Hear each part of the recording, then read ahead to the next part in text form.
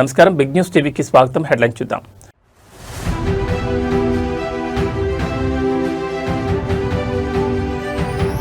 భారత్ను unstoppable power house గా మార్చనున్న నదుల అనుసంధానం, దేశవ్యాప్తంగా పెరిగిన చర్చ.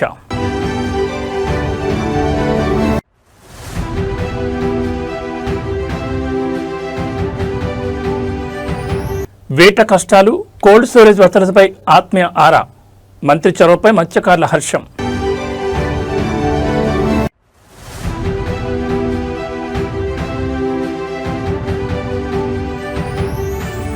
బేగంపేట ఎయిర్పోర్ట్ టనెల్ వివాదం, సీఎం రేవంత్ రెడ్డి ప్రకటనపై ఆర్టీఏ సంచలన నిజాలు.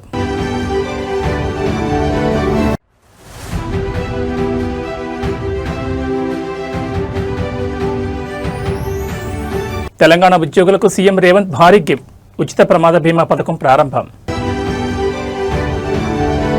ఇక డీటెయిల్స్ చూస్తే భారతదేశ ఆర్థిక వ్యవసాయ ముఖ చిత్రాన్ని పూర్తిగా మార్చేయగల అత్యంత ప్రతిష్టాత్మకమైన నదుల అనుసంధానం అంశం ఇప్పుడు దేశవ్యాప్తంగా మరోసారి హాట్ టాపిక్ గా మారింది.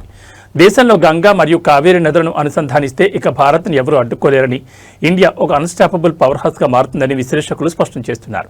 ఇప్పటికే ఉత్తర భారతంలో కేన్ బేత్వా ప్రాజెక్టు ద్వారా నదుల అనుసంధానాన్ని విజయవంతంగా ముందుకు తీసుకెళ్లగా ఇప్పుడు దక్షిణాది రాష్ట్రాల జల కష్టాలు తీర్చేందుకు గోదావరి కావేరీ అనుసంధానం అత్యంత కీలకమైన మార్పుగా మారబోతోంది. దేశంలో నీటి కొరతను శాశ్వతంగా నిర్మూలించేందుకు నదుల అనుసంధానమే ఏకైక మార్గమని నిపుణులు చెబుతున్నారు. ఇందులో భాగంగానే కేన్ బేత్వా ప్రాజెక్టు ద్వారా ఉత్తరప్రదేశ్, మధ్యప్రదేశ్ రాష్ట్రాల్లో నదులను అనుసంధానించి సరికొత్త రికార్డు సృష్టించారు. ఇదే తరహాలో దక్షిణాదిలో గోదావరి, కావేరీ నదులను కూడా అనుసంధానించడం ద్వారా కర్ణాటక, ఆంధ్రప్రదేశ్, తమిళనాడు మరియు తెలంగాణ రాష్ట్రాల దీర్ఘకాలిక ప్రయోజనాలు నెరవేరుతాయి. దీనికి ఒక చారిత్రాత్మక ఉదాహరణ కూడా ఉంది. గతంలో 1983లోనే ఉమ్మడి ఆంధ్రప్రదేశ్, కర్ణాటక మరియు మహారాష్ట్రాల పరస్పర అంగీకారంతో తీవ్ర తాగునీటి ఎద్దడిని ఎదుర్కొంటున్న చెన్నై నగరానికి ఏకంగా 15 టీఎంసీల తాగునీటిని విజయవంతంగా అందించడం జరిగింది. రాష్ట్రాల మధ్య సమన్వయం ఉంటే జలవనరులను ఎంత అద్భుతంగా వాడుకోవచ్చో ఆనాడే నిరూపితమైంది. ప్రస్తుతం ప్రధాని నరేంద్ర మోడీ నేతృత్వంలో కేంద్ర ప్రభుత్వం ఇన్ఫ్రాస్ట్రక్చర్ మరియు జలవనరుల అభివృద్ధిపై ప్రత్యేక ఫోకస్ పెట్టడంతో భారత్ అత్యంత వేగంగా అభివృద్ధిని అందుకుంటోంది. గంగా, కావేరీ వంటి మెగా ప్రాజెక్టుల పట్టాలెక్కితే దేశంలో సాగు, తాగునీటి సమస్యలకు శాశ్వత పరిష్కారం లభించనుంది. I want to explain one thing. This is my life ambition and desire. Country has to link rivers. Ganga, Kaveri has to be linked. Then nobody can touch us. India will be unstoppable. It is going to happen. Under our Honorable Prime Minister's leadership, our Honorable Water Resource Minister so far achieved remarkable things. Ken Bethwa project, UP and Madhya Pradesh, they are able to link it.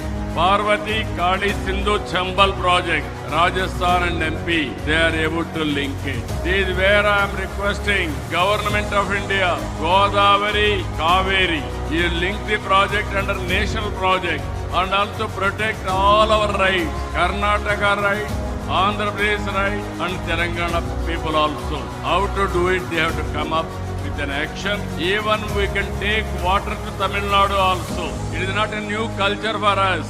Nearly if you see 1983 with the initiative of NTR, all three states combined, Andhra Pradesh, Karnataka and also Maharashtra, we are able to give 15 TMs of water to Chennai for drinking water. As on today, water is going to see sometime, some area there is a drought. This year there is a El Nino. Even Tungabhadra, water is not coming as on now. No inflows. Even Almaty also is not filling inflows now. This is the problem. If you link all rivers, surplus and deficit you can manage, then easily you can face the drought. Even sometimes there are wars among countries, conflicts among states and districts, within the district farmers also. With this situation, only solution for the country, linking of rivers. Our Honorable Prime Minister is saying always, you link rivers first, that is intra-linking within the state. If everybody will agree, go for interlinking within 2-3 states. Then national level also will take it up. I am having total confidence on central government under the leadership of Honorable Prime Minister. If at all anybody can do, that is only Narendra Modi can do. Linking of rivers from Ganga, Kaveri, one day it is going to happen. Andhra Pradesh కూటమి ప్రభుత్వంలో అత్యంత కీలక శాఖల మంత్రిగా ఉన్న నారా లోకేష్ తనలోని ఒక సరికొత్త ప్రజానాయకుడిని క్షేత్రస్థాయిలో ఆవిష్కరిస్తున్నారు. మంత్రి హోదాను, అధికారిక ప్రోటోకాల్స్ ను పూర్తిగా పక్కన పెట్టి నేరుగా సామాన్య ప్రజల ముంగిటకు వెళ్లి వారి సాధక బాధకాలను అడిగి తెలుసుకుని సరికొత్త రాజకీయ శైలికి ఆయన శ్రీకారం చుట్టారు. ఇందులో భాగంగానే తాజాగా మత్స్యకార సోదరుల వద్దకు వెళ్లిన మంత్రి లోకేష్ వారిలో ఒకరిగా కలిసిపోయి వారి కష్టాలను, జీవనోపాధి సమస్యలను అత్యంత ఆత్మీయంగా అడిగి తెలుసుకున్నారు. మంత్రి చూపిన ఈ చొరవతో స్థానిక మత్స్యకారులు తమకు ఒక అసలైన ఆత్మీయుడు దొరికాడంటూ సంతోషం వ్యక్తం చేస్తున్నారు. రాష్ట్ర వ్యాప్తంగా మత్స్యకార రంగం ఎదుర్కొంటున్న ఇబ్బందులు, మౌలిక వసతుల కొరతపై గ్రౌండ్ లెవెల్ రిపోర్ట్ తెలుసుకోవడానికి మంత్రి నారా లోకేష్ నేరుగా మత్స్యకారుల ఆవాస ప్రాంతాలను సందర్శించారు. సాధారణంగా మంత్రుల పర్యటనలంటే ఉండే హంగు ఆర్భాటాలు, బారికేడ్లకు భిన్నంగా సామాన్య ప్రజలు నేరుగా తన వద్దకు వచ్చేలా లోకేష్ అడుగులు వేశారు. ఈ పర్యటనలో మత్స్యకారుల జీవన ప్రమాణాలు, జట్టీల నిర్మాణం, కోల్డ్ స్టోరేజ్ వసతులు మరియు వేట సాగించే సమయంలో ఎదురవుతున్న సాంకేతిక లోపాలపై లోకేష్ సుదీర్ఘంగా చర్చించారు. తమ సమస్యలు విన్నవించుకోవడానికి వచ్చిన వృద్ధులు, మహిళలను పేరు పేరున పలకరిస్తూ తాము అధికారంలోకి వచ్చింది మీ కష్టాలు తీర్చడానికేనని హామీ ఇచ్చారు. క్షేత్రస్థాయిలో ఉన్న సమస్యలన్నింటినీ విద్య, ఐటీ రంగానికి అనుసంధానిస్తూ మరియు సంబంధిత మత్స్యశాఖ అధికారులతో మాట్లాడి త్వరితగతిన పరిష్కరిస్తారని భరోసా ఇచ్చారు. తమ వద్దకు వచ్చిన పెద్ద నాయకుడు తమ కష్టాలను సొంత మనిషిలా వినడంతో నారా లోకేష్లో తాము ఒక అసలైన ప్రజా లీడర్ను చూసుకున్నామని మత్స్యకార సంఘాల ప్రతినిధులు కొనియాడుతున్నారు.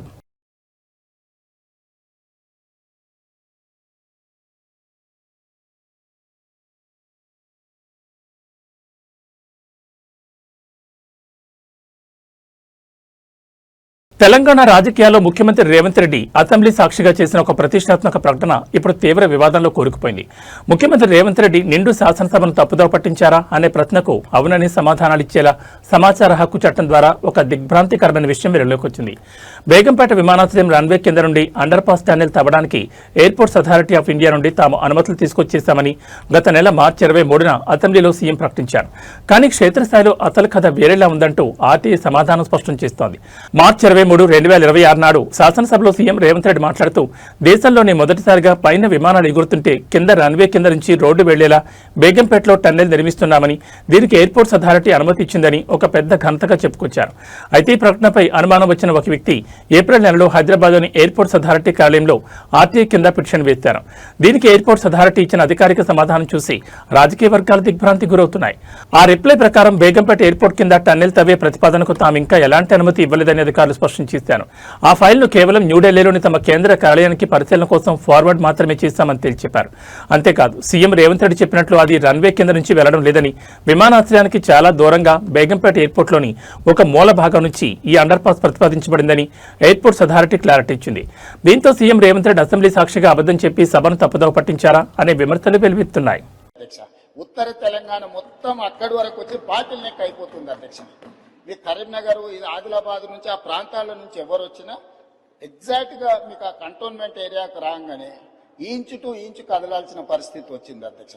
అందుకే ఈరోజు ఈవెన్ బేగంపేట ఎయిర్పోర్ట్ లో కూడా ఎయిర్పోర్ట్ మధ్యలో నుంచి ఈ రోజు అండర్ పాస్ కి మనం అనుమతి తీసుకొచ్చినాం అధ్యక్ష. ఎయిర్పోర్ట్ అథారిటీ ఆఫ్ ఇండియా నుంచి దేశంలో ఎక్కడ కూడా పైన విమానాలు ఎగురుతుంటే ఎయిర్పోర్ట్ రన్వే కింద నుంచి రోడ్ ఎక్కడ లేదు అధ్యక్ష. మొదటిసారి మనం కేంద్ర ప్రభుత్వాన్ని ఒప్పించి ఈ ప్రాంత ప్రయాణికులకు, ముఖ్యంగా ఉత్తర తెలంగాణకు పోయే ప్రయాణికులకు ఇబ్బంది జరగొద్దని పైనుంచి విమానాలు ఎగురుతుంటే కింద అండర్ టన్నెల్ మనం రోడ్డు అనుమతి తీసుకొచ్చినాం. ఈ రోజు పనులు జరుగుతున్నాయి అధ్యక్ష. తెలంగాణ రాష్ట్ర ప్రభుత్వ ఉద్యోగులకు మరియు వారి కుటుంబాలకు అండగా నిలిచేలా రేవంత్ సర్కార్ ఒక అద్భుతమైన మరియు చారిత్రాత్మక నిర్ణయానికి శ్రీకారం చుట్టింది. రాష్ట్ర ప్రభుత్వ ఉద్యోగులందరికీ సురక్షితమైన ప్రమాద బీమా రక్షణ కల్పించేందుకు వివిధ బ్యాంకుల ప్రతినిధులతో తెలంగాణ ప్రభుత్వం అధికారికంగా అవగాహన ఒప్పందం కుదుర్చుకుంది. హైదరాబాద్ రవీంద్ర భారతిలో అత్యంత ప్రతిష్టాత్మకంగా నిర్వహించిన ఈ కార్యక్రమంలో ముఖ్యమంత్రి రేవంత్ రెడ్డి, ఉప ముఖ్యమంత్రి భట్టి విక్రమార్క మరియు పలువురు కేబినెట్ మంత్రులు పాల్గొన్నారు. ఈ సందర్భంగా సీఎం రేవంత్ రెడ్డి మాట్లాడుతూ ఉద్యోగుల భద్రతా బాధ్యత యజమానిదే, రాష్ట్ర ప్రభుత్వ ఉద్యోగులకు తెలంగాణ ప్రభుత్వమే యజమాని అంటూ సంచలన వ్యాఖ్యలు చేశారు. రాష్ట్ర ప్రభుత్వ ఉద్యోగుల కుటుంబాల్లో ఒక గొప్ప ధైర్యాన్ని, నిశ్చింతను నింపే లక్ష్యంతో ఈ ప్రమాద బీమా ఒప్పంద కార్యక్రమాన్ని ప్రభుత్వం చేపట్టింది. ఈ రోజు రవీంద్ర భారతి వేదికగా జరిగిన ఈ కార్యక్రమంలో ముఖ్యమంత్రి, డిప్యూటీ సీఎంలతో పాటు మంత్రులు పొన్నం ప్రభాకర్, గడ్డం వివేక్ వెంకటస్వామి, ప్రముఖ నేత మహమ్మద్ అజారుద్దీన్, అడ్లూరు లక్ష్మణ్ కుమార్ తదితరులు పాల్గొన్నారు. వీరితో పాటు రాష్ట్ర ప్రభుత్వ ప్రధాన కార్యదర్శి రామకృష్ణారావు, డీజీపీ సివి ఆనంద్, వివిధ శాఖల సెక్రటరీలు మరియు ఉన్నతాధికారులు ఈ కార్యక్రమంలో భాగస్వాములయ్యారు. ఈ వేదికపై వివిధ బ్యాంకుల ప్రతినిధులతో ప్రభుత్వం ఒప్పంద పత్రాలపై సంతకాలు మార్చుకుంది.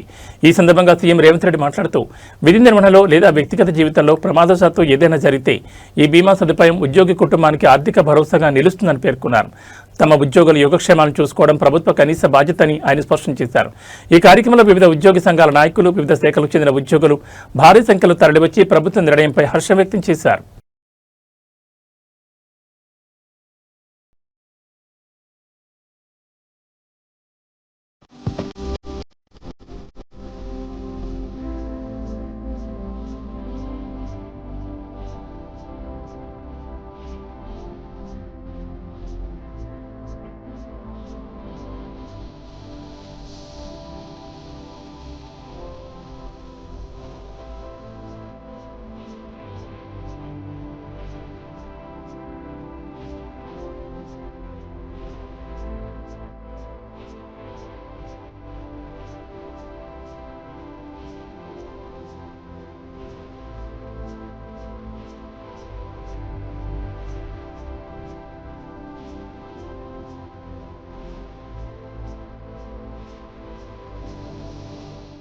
దేశ రాజధాని న్యూఢిల్లీ వేదిక ఒక అంతర్జాతీయ స్థాయి కీలక దౌత్యపరమైన భేటీ జరిగింది. భారత ప్రధాని నరేంద్ర మోడీతో నెదర్లాండ్స్ రాణి మాక్సిమా ప్రత్యేకంగా సమావేశమయ్యారు. ఈ ఉన్నత స్థాయి భేటీలో ఆర్థిక సేవల రంగంలో భారతదేశం సాధించిన సాంకేతిక ప్రగతిపై ప్రధానంగా చర్చలు జరిగాయి. ప్రపంచవ్యాప్తంగా ఆర్థిక సేవల రంగంలో డిజిటల్ పబ్లిక్ ఇన్ఫ్రాస్ట్రక్చర్ ఎంతటి కీలక పాత్ర పోషిస్తుందో ఈ సందర్భంగా ప్రధాని మోడీ నొక్కి చెప్పారు. అంతేకాకుండా డిజిటల్ రంగంలో భారతదేశం సాధించిన అద్భుతమైన అనుభవాలను ప్రపంచ దేశాలతో పంచుకోవడానికి తాము ఎల్లప్పుడూ సిద్ధంగా ఉన్నామని ప్రధాని స్పష్టం చేశారు. న్యూఢిల్లీలో జరిగిన ఈ సమావేశంలో ఇరు దేశాల మధ్య ఆర్థిక సమ్మిళితత్వం మరియు డిజిటల్ పరివర్తనపై లోతైన చర్చలు సాగాయి. ఈ సందర్భంగా ప్రధాని నరేంద్ర మోడీ మాట్లాడుతూ భారతదేశంలో టెక్నాలజీ సహాయంతో సామాన్య పౌరుడికి సైతం అత్యంత సులువుగా సరసమైన ధరలకి ఆర్థిక సేవలు చేరవేస్తున్నామని వివరించారు. దేశంలో బ్యాంకింగ్ నెట్వర్క్ మరియు డిజిటల్ లావాదేవీలను విప్లవాత్మకంగా మార్చిన డిజిటల్ పబ్లిక్ ఇన్ఫ్రాస్ట్రక్చర్ మోడల్ పేద మధ్యతరగతి వర్గాల ఆర్థిక స్వావలంబనకు ఎలా తోడ్పడుతుందో రాణి మాక్సిమాకు ప్రధాని వివరించారు. టెక్నాలజీ కేవలం కొద్దిమందికే పరిమితం కాకుండా అందరికీ అందుబాటు ధరలో ఉండాలనేది భారత లక్ష్యమని చెప్పారు.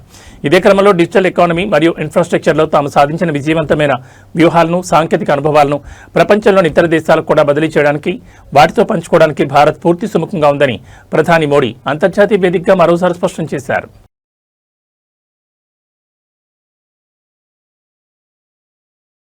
ఆంధ్రప్రదేశ్ రాజకీయాల్లో అధికార ప్రతిపక్షాల మధ్య సాగుతున్న వైరం ఇప్పుడు రోడ్డుకెక్కింది. రాష్ట్ర వ్యాప్తంగా టీడీపీ నేతల దాడులకు నిరసనగా ఈరోజు వైసీపీ శ్రేణులు చేపట్టి తలపెట్టిన సామూహిక నిరాహార దీక్షకు పోలీసులు బ్రేక్ వేశారు. దీక్షా శిబిరాలకు వెళ్లేందుకు ఇళ్ల నుంచి బయలుదేరిన వైఎస్ఆర్ కాంగ్రెస్ పార్టీ ముఖ్య నాయకులను, కార్యకర్తలను పోలీసులు ఎక్కడికక్కడ అడ్డుకున్నారు. అయితే నిన్న టీడీపీ సీనియర్ నేత జేసీ ప్రభాకర్ రెడ్డి ప్రెస్ మీట్లో చెప్పినట్లుగానే ఈరోజు పోలీసులు వైసీపీ నేతల దీక్షలను అణచివేసేందుకు ముందస్తుగా రంగంలోకి దిగడం ఇప్పుడు ఏపీ రాజకీయాల్లో పెను సంచలనంగా మారింది. కూటమి ప్రభుత్వం అధికారంలోకి వచ్చినప్పటి నుంచి రాష్ట్ర వ్యాప్తంగా తమ పార్టీ కేడర్ మరియు నేతలపై టీడీపీ శ్రేణులు దాడులకు తెగబడుతున్నాయంటూ వైసీపీ ఈ రోజు సామూహిక నిరాహార దీక్షలకు పిలుపునిచ్చింది. ఈ నేపథ్యంలో ఉదయం నుంచి అప్రమత్తమైన పోలీసు యంత్రాంగం నిరసనలకు అనుమతి లేదంటూ వైసీపీ నాయకులను గృహ నిర్బంధం చేసింది. కాగా నిన్న అనంతపురం జిల్లాలో టీడీపీ నేత జేసీ ప్రభాకర్ రెడ్డి మాట్లాడుతూ వైసీపీ నేతలు దీక్షలు చేస్తే చూస్తూ ఊరుకోమని, పోలీసులు వారిని కట్టడి చేస్తారని తరహాలో వ్యాఖ్యలు చేశారు. సరిగ్గా జేసీ ప్రభాకర్ రెడ్డి ఊహించినట్లుగాని లేదా ఆయన చెప్పినట్లుగాని ఈ రోజు ఉదయం నుంచి పోలీసులు వైసీపీ నేతలను దీక్షాస్థలికి పోనివ్వకుండా చెక్ పోస్టులు పెట్టి మరీ అడ్డుకోవడం గమనార్హం. తాము ప్రజాస్వామ్యయుతంగా దీక్ష చేయాలనుకుంటే అధికార పార్టీ కనుసన్నల్లో పోలీసులు ఇలా అణచివేత చర్యలకు పాల్పడడం దుర్మార్గమని వైసీపీ నేతలు మండిపడుతున్నారు. పలుచోట్ల పోలీసులతో వైసీపీ కార్యకర్తల వాగ్వాదం దిగడంతో ఏపీ వ్యాప్తంగా పొలిటికల్ హీట్ ఒక్కసారిగా పీక్స్కు చేరింది.